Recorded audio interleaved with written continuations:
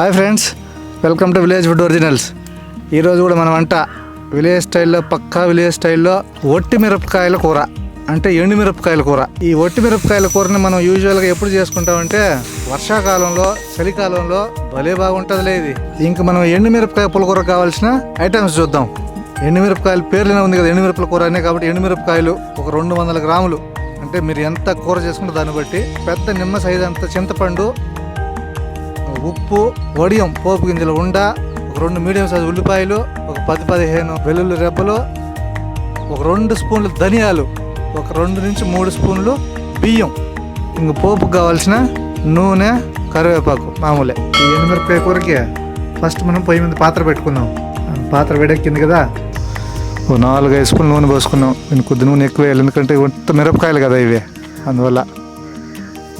ఇప్పుడు నూనె వేడెక్కింది కదా, ఇప్పుడు దీంట్లోకి బియ్యం వేసుకుందాం.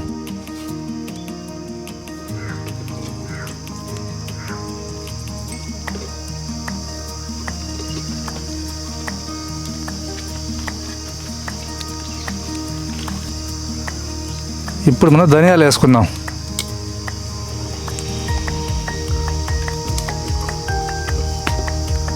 ఇప్పుడు నూనె, ధనియాలు కొద్దిగా వేగినాయి కదా, ఇప్పుడు ఎండుమిరపకాయలు వేసుకుందాం.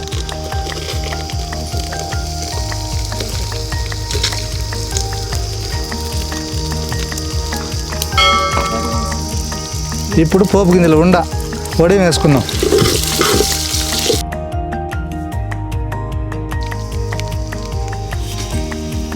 దీన్ని కొద్దిగా పోపు గింజలు ఉండి ఎక్కువ వేసుకున్నాం. ఈ కూర కొద్దిగా ఎక్కువ వేసుకోవాలి. ఇప్పుడు మనం కట్ చేసుకున్న ఉల్లిపాయ ముక్కలు వేసుకుందాం.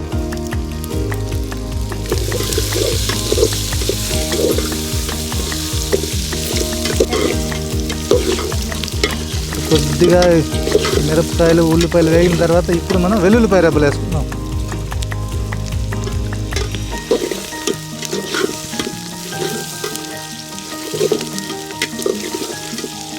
ఇప్పుడు కొద్దిగా కరివేపాకు వేసుకుందాం.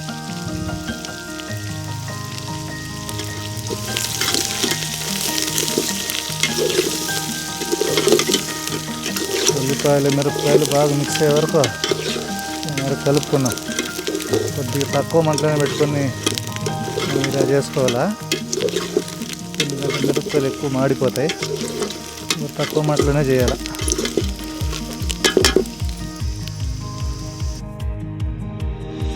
ఇప్పుడు ఈ వేగిన దాంట్లోకి నీళ్లు పోసుకోవాలా. ఈ నీళ్లు మేము ఇక్కడ బియ్యం కడిగి నీళ్లు పోసుకుంటాను, అంటే మనం మామూలుగా వంటకు వాడే బియ్యం కడిగి నీళ్లు పోసుకుంటాను. మీరు లేని వాళ్ళు మామూలు నీళ్లు పోసుకుంటే సరిపోతుంది. ఇప్పుడు మనం ఈ నీళ్లు పోసుకుందాం.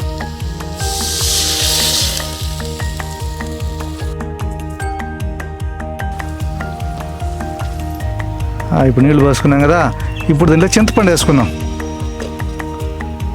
దాంతోపాటు కొద్దిగా ఉప్పు కూడా వేసుకుందాం.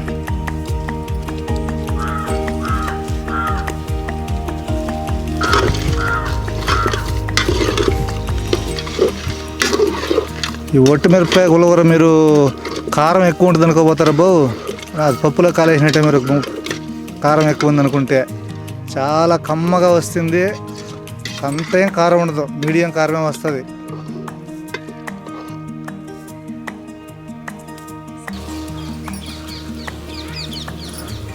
చింతపండు, ఉప్పేసి బాగా కలుపుకున్నాం కదా, ఇప్పుడు దీన్ని ప్లేట్ పెట్టి ఒక 5 నుంచి 10 నిమిషాలు ఉడకబెడదాం.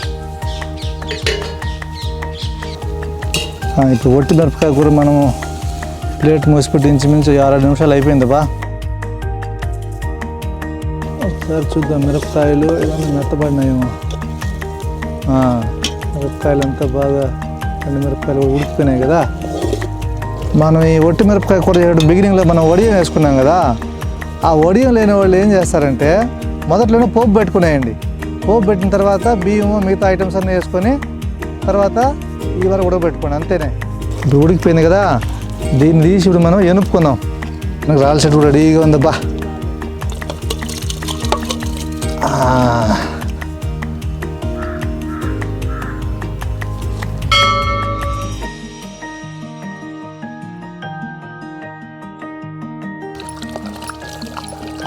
రాళ్ళ చెట్లు మెదిగేది మాత్రం చాలా ఫాస్ట్గా మెదిగిపోతుంది లేబా. టేస్ట్ కూడా సూపర్గా వచ్చేస్తుంది రాళ్ళ చెట్లు ఎనిపే లోపల. ఈ ఒట్టి మిరపకాయల కూర ఆల్రెడీ చెప్పినట్టుగా కారం ఎక్కువ ఉండదబ్బా. కమ్మగా వస్తుంది ఇది.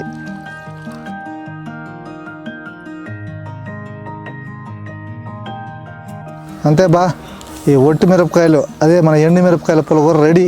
చెప్పిన కదా, దీంట్లో కారం ఎక్కువ ఉండదు, కమ్మగా ఉంటుంది, చలికాలానికి సూపర్గా ఉంటుంది. సంగట ముద్ద వేసుకొని తిన్నారనుకో ఇంకంతే, మళ్ళీ 2 ముద్దలు తినాల్సిందే మీరు. వీడియో చూసి లైక్ చేసి, షేర్ చేసి, సబ్స్క్రైబ్ చేసి ఆ గంట మీద నొక్కేది మాత్రం మర్చిపోద్దండి.